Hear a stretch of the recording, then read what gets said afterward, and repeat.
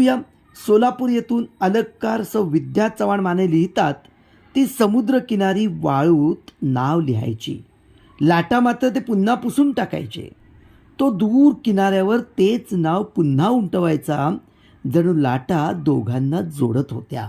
ओहो, अलंकार विद्या म्हणजे मला पृथ्वीचं प्रेमगीत म्हणू की काय हिते, असा प्रश्न पडला. अनंत तुझी ध्येयासक्ती किनारा असं म्हणणाऱ्या त्या ठिकाणी कवींची मला आठवण झाली, म्हणजे कुसुमाग्रजांचीच मला आठवण झाली. हे सगळं त्या ठिकाणी आठवण्याचं कारण, आणि मला इथे रणांगणही आठवली, विश्राम बेडेकरांची कादंबरी.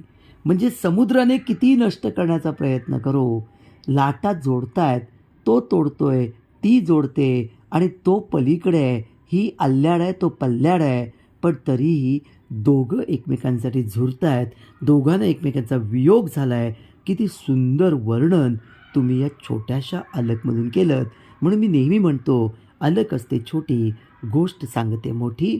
प्रेम अमर असतं, प्रेम विरहात असतं, प्रेम वियोगात असतं, प्रेम निरागस असतं, निष्पाप निर्मळ असंच प्रेम असतं, आणि ते कोणी संपवू शकत नाही. याची साक्ष अलंकार विद्या तुमच्या अलकमधून पटली बरं का.